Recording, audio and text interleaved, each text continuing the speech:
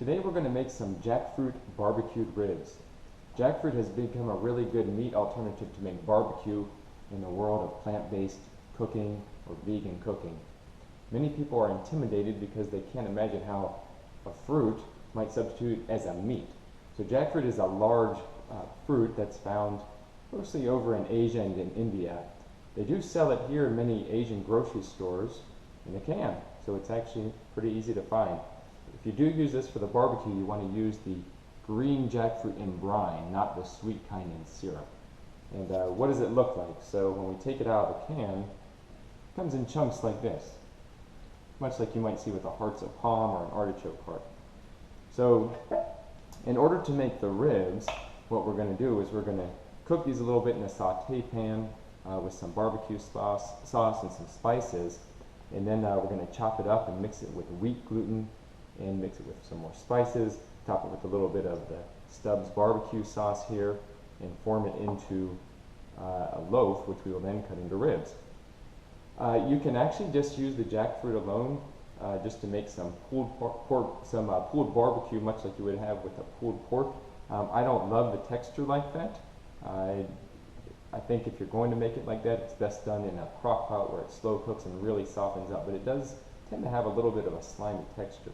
So one of the reasons I like these ribs so much is they become more crispy, just like you'd have with a traditional rib cooked on a grill.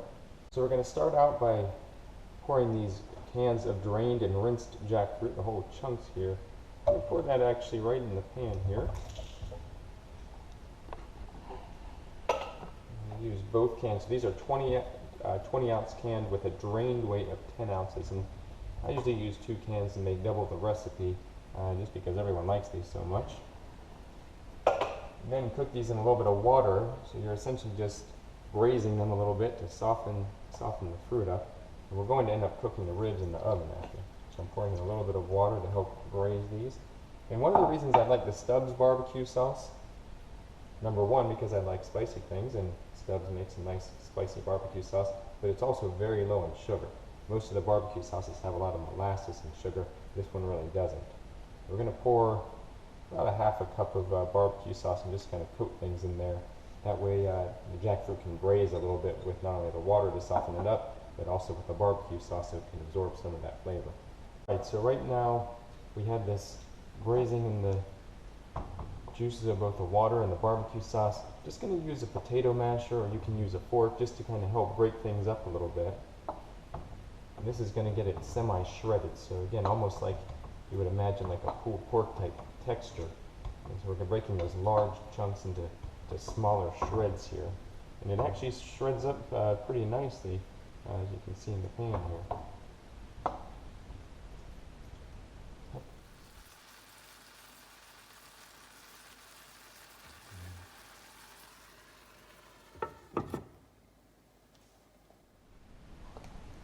So when we're finished with having the jackfruit simmer in the pan after it's braised with the barbecue sauce and the water and it becomes nice and soft, I usually like to chop it until it becomes more of like a ground beef type texture.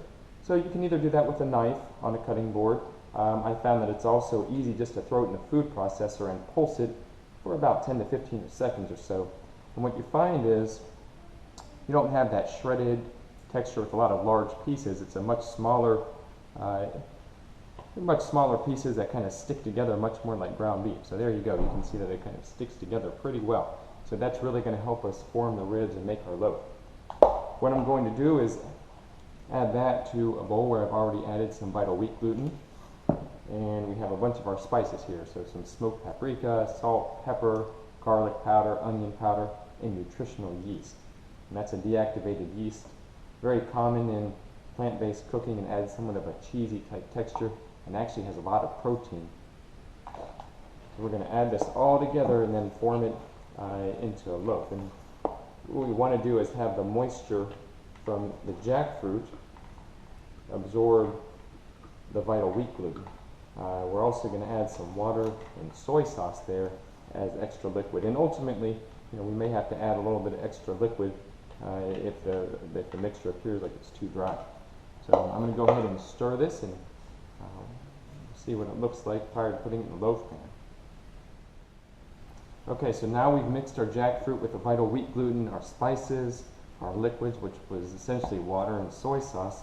And now you have something here that you can form into a patty. It's got a texture, again, much like we'd see with some ground beef. So you can make a meatloaf out of it, you can make burger patties out of it. What we're going to do is lay these pretty flat in a large pan, probably a 16 by 9 pan. And that way you get a lot of surface area for the barbecue sauce to spread, and these can become nice and crispy on the top and the bottom as they bake.